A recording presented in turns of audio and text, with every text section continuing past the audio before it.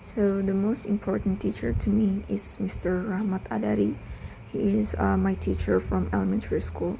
He actually has a strict personality and can be quite firm or even scary sometimes, but he's also funny and a caring person. And what makes him important to me is that he taught me valuable life lessons that not everything we want will easily come true, but we can achieve it through hard work and determination. He once told our class about his personal story, about his struggles and hard work and how he worked hard to reach success, and that really inspired me to stay persistent and never give up on my dreams. In the conversation, the female student disagreed with the university's new transportation policy that removed the campus bus service and replaced it with a $50 public transportation pass.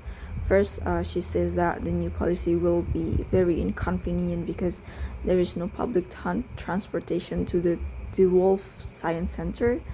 Students who need to go there will have to walk about 20 minutes through unsafe neighborhoods.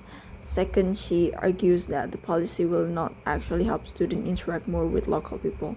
This is because the $50 pass only covers about a month of transportation, so most of the students will still need to walk instead of using public transport. In short, she believes that the new system is both unsafe and ineffective in achieving its intended goals. So the reading explains that the pictograph were early form of writing that use simple picture to represent ideas and object. Over time, this pictograph became more abstract and eventually developed into modern writing system. In the lecture, the professor gives example from the Roman alphabet to show this transformation. First, he mentioned that the letter A originally came from a pictograph of a bull's head. As time passed, the details of the drawing disappeared and it became a simple triangular shape with two lines that looked like horns. Next, he described the letter E, which started as a stick figure of a person praying, with the body, head, and arms clearly shown. Later, that symbol was rotated, and most of its features were simplified into the three horizontal lines we see today.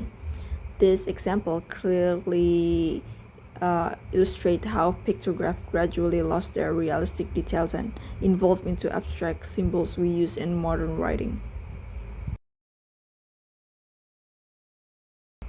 So, the lecture discusses the paradox of technology, which happens when a new invention that is supposed to make life easier actually makes it more complicated. First, the professor explained the example of remote controls. Although they allow people to control devices like TVs and stereos conveniently, having many devices means having several remotes. Universal remotes were invented to solve this problem, but they require a complicated programming and memorizing buttons, which ends up taking more time and effort. Second, the professor talks about cell phones.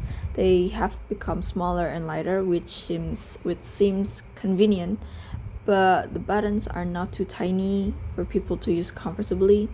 As a result, many users accidentally press the wrong buttons or dial the wrong numbers.